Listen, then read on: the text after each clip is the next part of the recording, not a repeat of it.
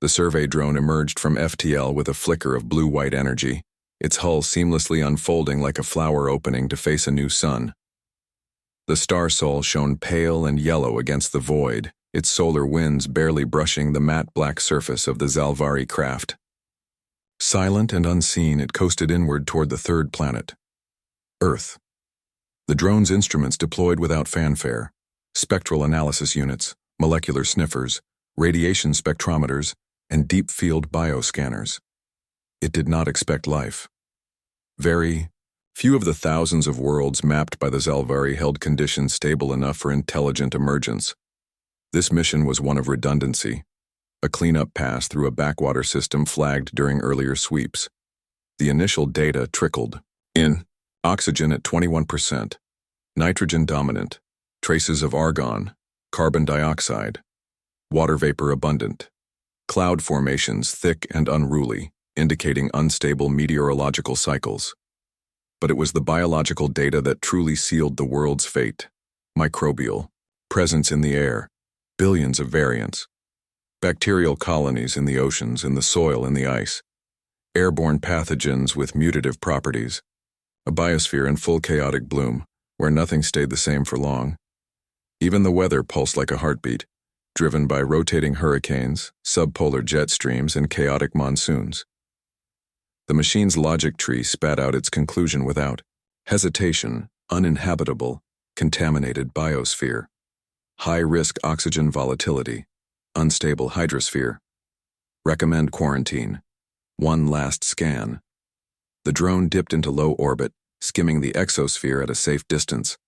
Below, the surface flickered with light, clusters and grids not made by nature, not wildfires, not volcanic activity, structured illumination, city lights.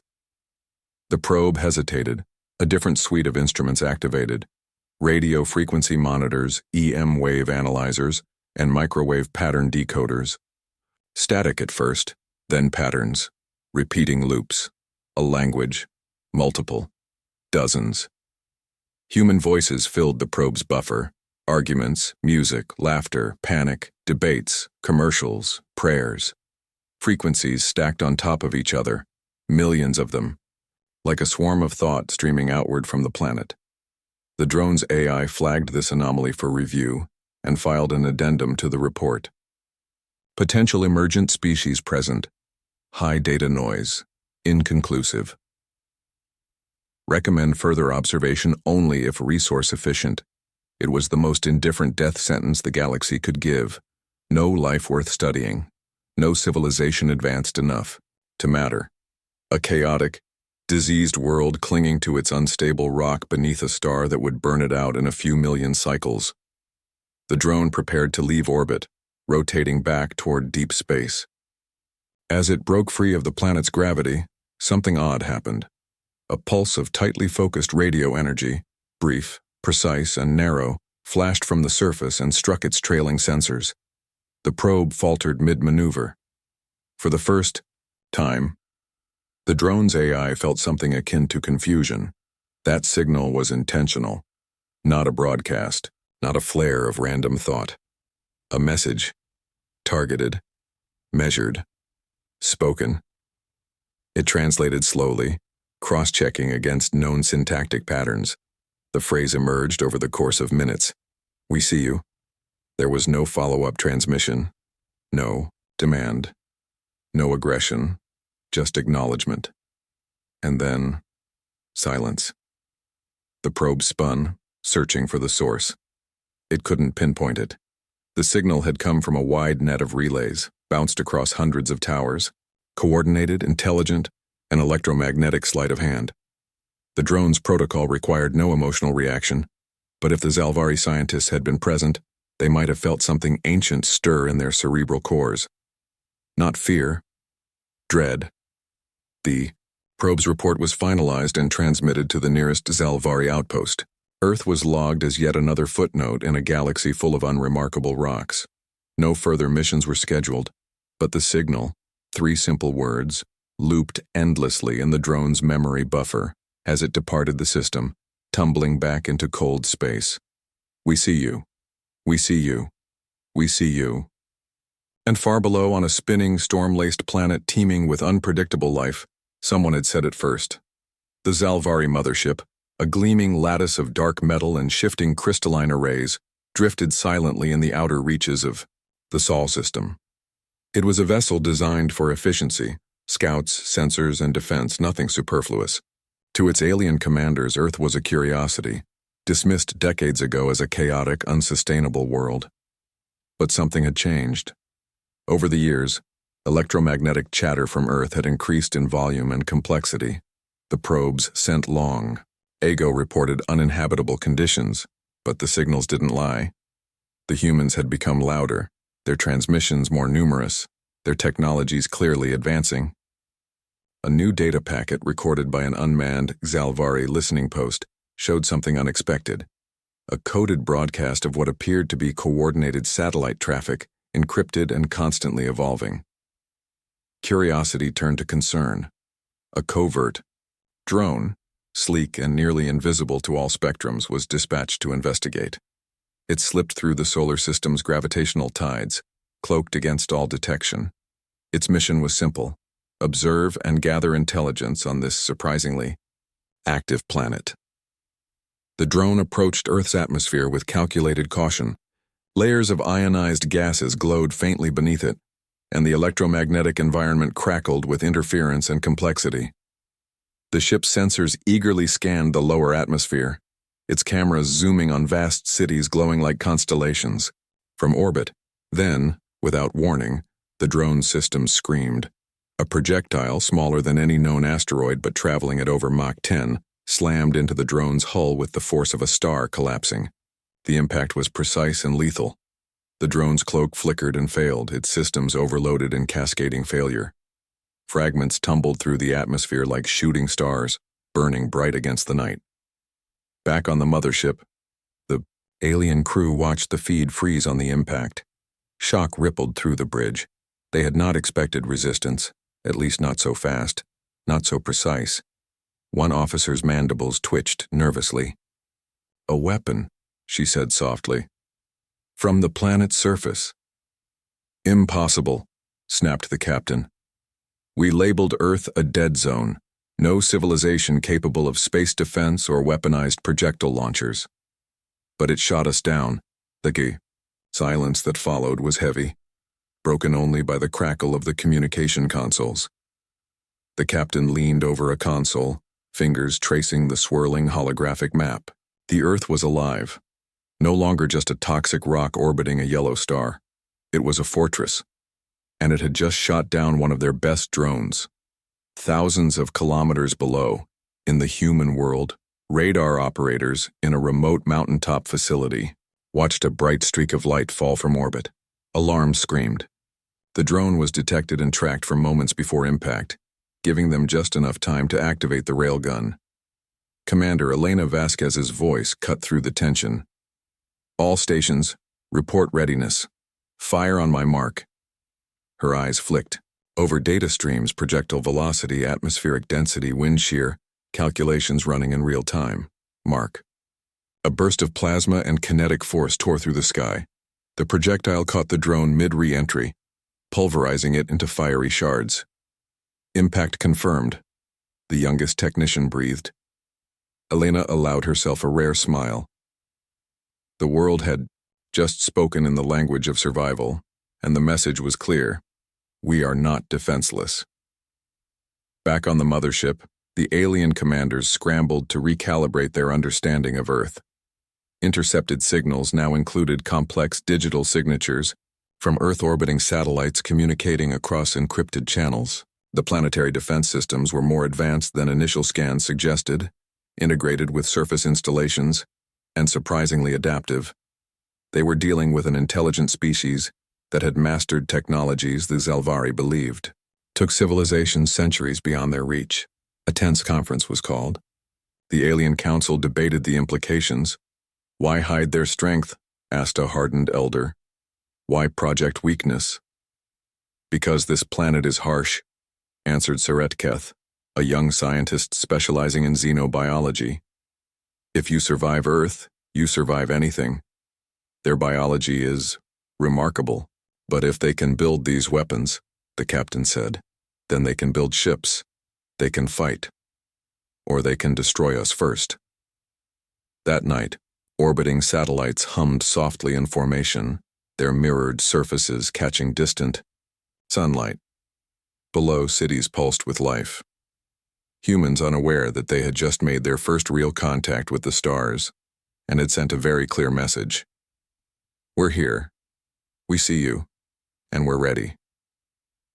The galaxy, it seemed, had underestimated Earth's greatest secret. It was not the atmosphere. It was the humans who thrived within it. The captured alien was unlike anything the world had ever seen. She, if the human scientists were correct, was called Seret Keth, a name that twisted in their tongues. Her skin shimmered like oil slicks in artificial light, shifting colors, as if alive with its own thoughts. Her 6 limbs folded neatly as she was secured inside a sterile chamber, deep within a secret research facility. For the humans, capturing a Zalvari operative was beyond historic. The implications were staggering. Proof of extraterrestrial intelligence, evidence that the galaxy was no longer a distant dream. But what truly unsettled them was how Seretketh regarded them. Not with hatred, not with fear. Curiosity. Days passed in a blur of frantic data collection. Scientists in biohazard suits ran countless tests. They measured her metabolism, her DNA, her reaction to Earth's atmosphere, which she inhaled with thin, cautious breaths through a breathing apparatus. Her physiology defied their expectations. She adapted slowly but resisted infection, rejecting microbes that would have devastated her species. It was during these examinations that Seretketh began to communicate. Not with words, but with images. Mental, projections shared through the experimental neural interface. She showed visions of Zalvari worlds, sterile, orderly, cold. Societies built on logic and survival, but devoid of chaos. Their technology was perfected, their emotions tightly controlled. Then came Earth. Her images revealed what the Zalvari considered a biohazard, a planet where every breath carried unknown viruses. Every drop of water was a soup of microbes, and the ground was a battlefield of predatory life forms. You should be dead. Seretketh finally spoke, her voice, a melodic mixture of tones, but you are alive, you thrive. Commander Elena Vasquez watched the exchange with a mixture of awe and suspicion. How do you survive this environment? You should be burning from the inside out. Seretketh's eyes flickered. Your biology is a weapon. Your immune systems adapt faster than any known species in the galaxy. You consume poisons as nourishment, convert toxins into strength. You carry symbiotic organisms that would destroy others. A biologist stepped forward, intrigued. Symbiosis? You mean like bacteria? Worse, Seretketh said. Viruses that rewrite your DNA, chemicals that alter your mind and body. You are the product of a planet that fights to kill you, and you have become a predator within that war. The scientists debated among themselves. Was humanity a lucky fluke, a grotesque accident of evolution, or something more? Meanwhile, Seretketh shared something no one expected, a glimpse of human culture through her scans of Earth broadcasts. She had observed art, music, storytelling, philosophy. She witnessed cooperation and conflict, joy and tragedy. How do you live in such chaos and still find hope? She asked, genuinely puzzled. Elena smiled. Because that's what makes us human. The alien scientists on the mothership had dismissed Earth as a lost cause. But now, a new understanding emerged.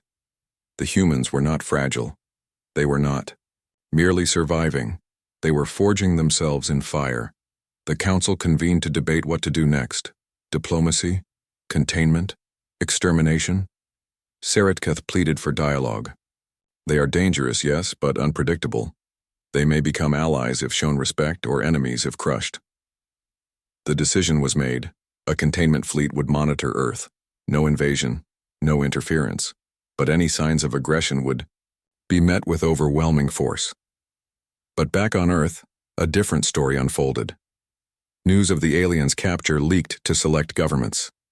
The world watched in stunned silence as Saratketh was revealed, not as a monster but as a visitor, a prisoner, a mirror held up to humanity. Scientists, politicians, and citizens debated fiercely. Some saw the Zalvari as a threat, others as a chance to leap beyond Earth's bounds. Elena knew the truth. Humanity had one chance: to show that in the harshest conditions, life not only survives, it thrives. That night, as Saratketh lay resting, she transmitted a final thought to the humans who watched over her. You breathe toxic air, you drink polluted water, you live where others die, you are a bioweapon called humanity. And with that, the galaxy learned a lesson it would never forget. Far beyond Earth's fragile blue atmosphere, in the cold, austere chambers of the Galactic Council, the fate of humanity was being debated. The Council chamber was vast, an orb suspended in zero gravity, its walls shimmering with live holograms of countless star systems. Representatives from hundreds of civilizations filled the space, their diverse forms a kaleidoscope of life. At the center stood the Zalvari delegation, somber and tense. The reports had been clear. Earth was not just a chaotic world full of unstable biomes. It was a battle-hardened crucible that forged one of the most dangerous species the galaxy had ever encountered. Saratketh's testimony had rocked the assembly. Your species does not merely survive, she had said through a secure comlink. They evolve through violence, disease, and desperation. Their biology is a living weapon. Their minds are forged in endless conflict. They will not submit. The council listened. Some whispered, others recoiled.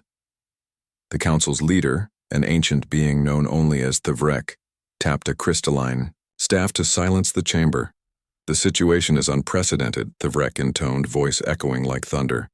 A species thriving where no other should. A world that should have been condemned, now a source of potential contagion. Murmurs spread. Many argued Earth was a threat to the galaxy's fragile balance. Others cautioned restraint. We cannot allow this species to spread unchecked, one delegate warned. Their environment breeds chaos. Their survival instincts defy our understanding. We must quarantine. Containment is but a temporary solution, countered another. They may be unpredictable, but also valuable. If guided, we should consider contact. The Vrek raised a hand. The evidence is overwhelming. Earth is a Tier 6 anomaly, a sustained hostile biosphere. We cannot risk open contact without jeopardizing countless worlds. The vote was swift and decisive. Containment. Observation only. No interaction beyond necessary. A fleet of containment. Vessels was dispatched. Ships armed to suppress and monitor, not to conquer. The decision was met with grim acceptance. Earth would be a planet quarantined, a warning marked in the Galactic Archive. Back on Earth, the news was hidden beneath layers of secrecy, but it leaked to some of humanity's brightest minds. For Commander Elena Vasquez, it was a chilling confirmation. The galaxy saw them as a threat. Yet beneath the surface, humanity prepared. The world's defense systems, once fragmented, began uniting. Satellites were upgraded with rapid response capabilities. Orbital weapon platforms were constructed in hidden spaceports. Cybernetic intelligence nodes linked global sensors into a network of near-instantaneous threat detection. Elena led efforts to understand the alien technology recovered from Saratketh's craft. Engineers and scientists worked tirelessly to reverse engineer the drone systems. We're no longer just defending Earth, Elena told her team. We're proving we belong. Meanwhile, Saratketh's presence on Earth became a catalyst for change. Her insights sparked a reevaluation of human biology, technology, and culture. If humans were indeed a bioweapon honed by nature's relentless pressure, then their greatest strength lay not just in machines or tactics, but in adaptation. The concept of survival of the fittest became more than a phrase. It became a mission statement. At night from orbit, Zalvari vessels observed Earth's atmosphere flicker with electromagnetic bursts, signals pulsing with coded messages. Some intended to confuse, others to warn. The containment fleet tightened its net, but Earth fought back. No invasion was attempted. Instead, the battle was subtle. Hacking attempts turned into digital arms races, encrypted communications weaving through solar flares and asteroid fields. Each skirmish was a test, a statement. We will not be contained. In the heart of this escalating shadow war, Elena stood on a ridge overlooking a vast city. The stars above seemed distant, but she felt their gaze.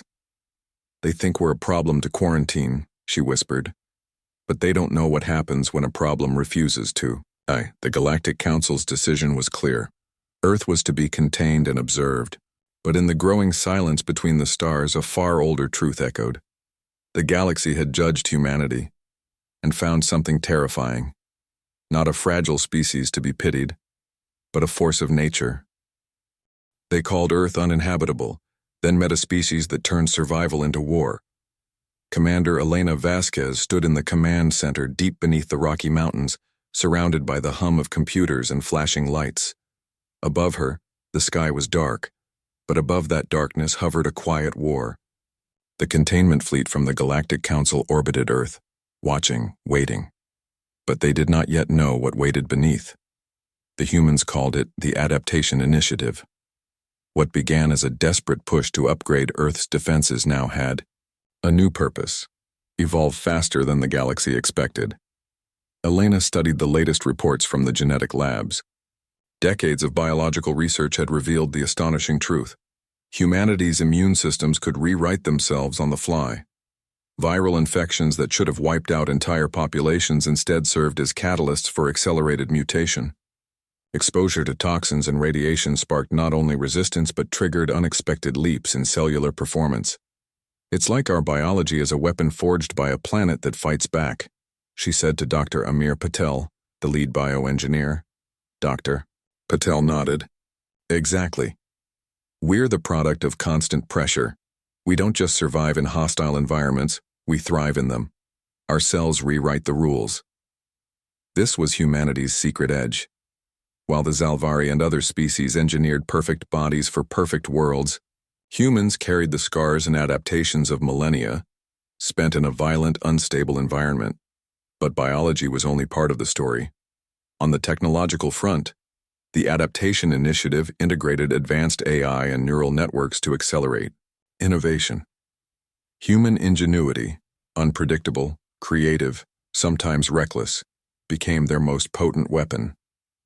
New materials designed to self-heal, satellites that could reconfigure themselves in orbit, cybernetic enhancements that allowed soldiers to operate in toxic atmospheres for extended periods, and beneath it all, a global network, the web of survival, linked every sensor, every drone, every satellite.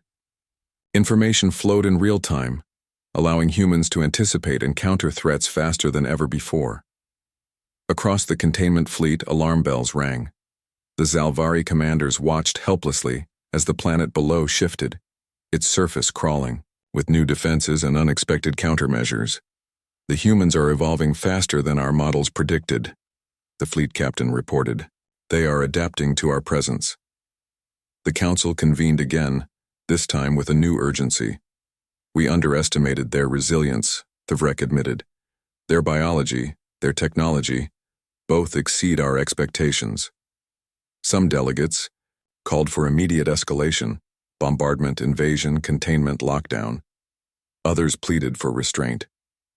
If we break them now, what chaos will spill into the stars? On Earth, Elena received a secure transmission from Sarat Keth. The alien prisoner's voice was quiet but resolute. They call you bioweapons, Sarat Keth said. But you are something more. A force of nature that cannot be stopped by containment or control. Elena considered her words. The Zalvari had viewed humanity as an anomaly, a dangerous experiment gone awry. But humans had never accepted that verdict. We adapt or die, Elena replied, and we choose to live. The skies grew darker with the shadow of the containment fleet. Yet beneath their watchful eyes, humanity prepared for the inevitable. A new project was underway, a fleet of stealth ships designed to slip through the fleet's sensor grids, equipped with weapons derived from captured Zalvari tech and human ingenuity. Elena walked the hangar, watching the ships gleam under harsh fluorescent lights. They think they can cage us, she said softly. But cages only hold those who believe they can be caged. The battle for Earth was no longer just about survival. It was a battle for respect, for recognition, for the right to exist in a galaxy that had already counted them out.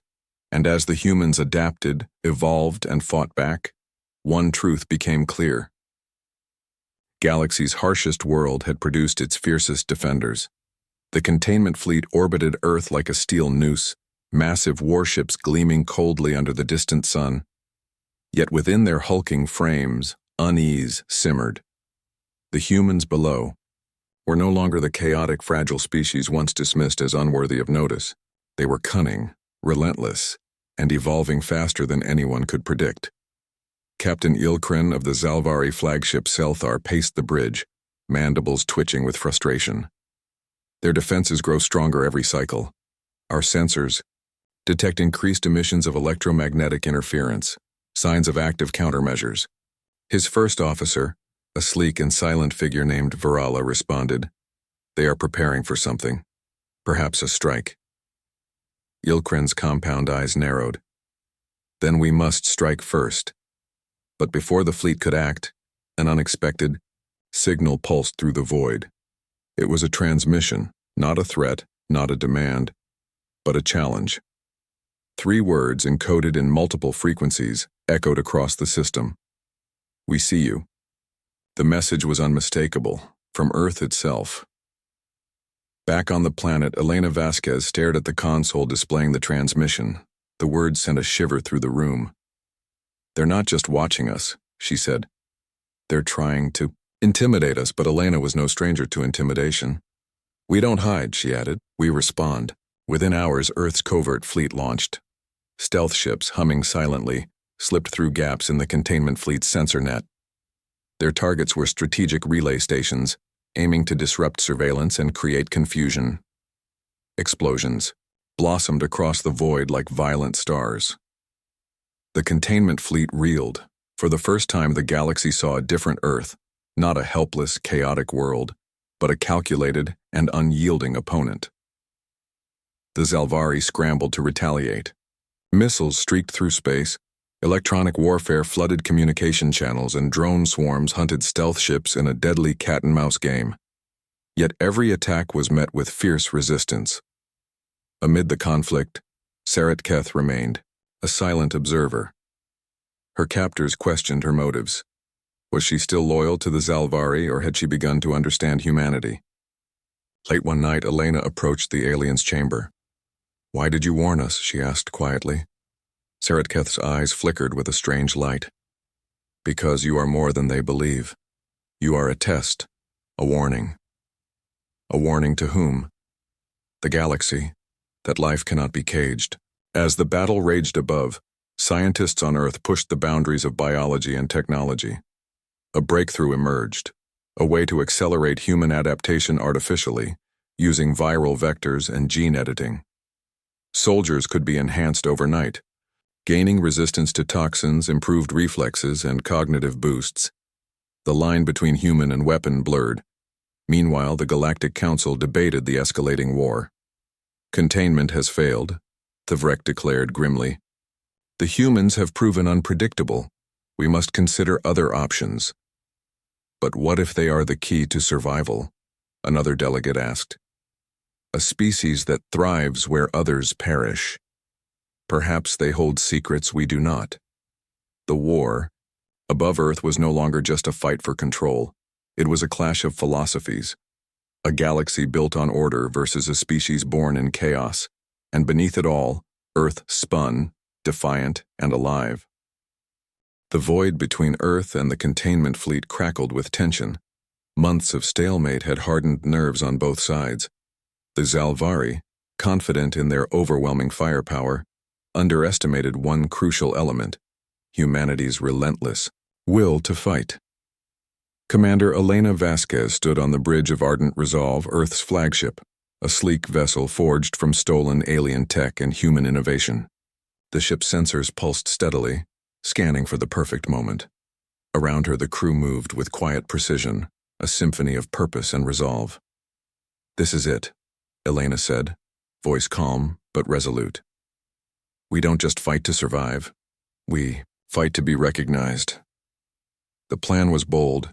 Strike the containment fleet's command node, crippling their coordination and buying Earth a crucial window to expand its defenses. Stealth fighters darted through the darkness, slipping past patrols, cloaked by adaptive tech that mimicked cosmic background radiation. They carried weapons that blended human ingenuity with alien lethality: plasma bursts, electromagnetic pulses, and viral nanobots designed to sabotage systems. As the fleet's flagship Selthar loomed, its massive hull glinting coldly, the Earth fleet prepared to unleash their assault. Suddenly, the quiet shattered. Explosions bloomed across the Selthar's hull, lights flickered and alarms blared. The containment fleet scrambled, but chaos reigned. The Earth forces were not merely attacking, they were dismantling the fleet's command. In the chaos, a single message echoed across comm channels: "We are here, we will not be silent." The Zalvari captain Ilkren bellowed orders, but the damage was done. Their fleet faltered, and then something unexpected happened. Sarat Keth, still held prisoner on Earth, sent a transmission, not of surrender or fear, but of warning. "Your war is futile," she intoned. "You face a species shaped by fire and poison. To fight them is to fight the planet itself." But the humans had no intention of surrender. As the ardent resolve launched a coordinated assault on the fleet's communications array, Elena felt a surge of something deeper than strategy: pride.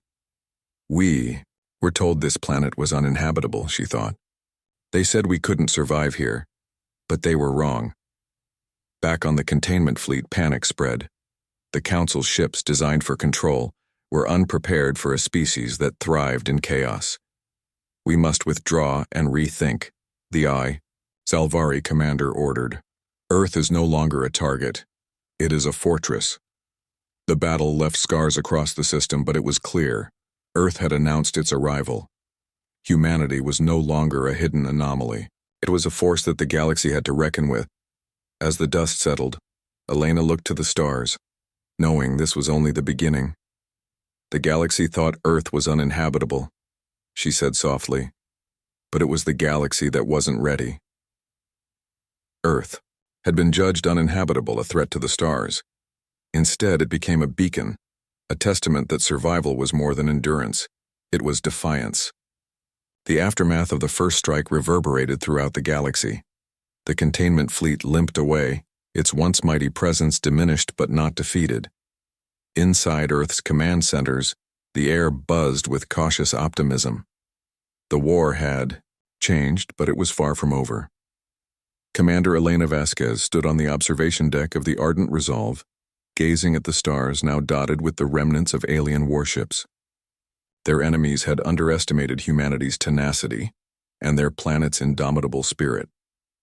"The Council won't forget this," Elena said to her second-in-command, Lieutenant Kieran, eyes fixed on the horizon. Kieran nodded. "They may return stronger, but they'll never find the same Earth they left." "And that's the point," Elena replied. "Earth isn't just a planet. It's a crucible.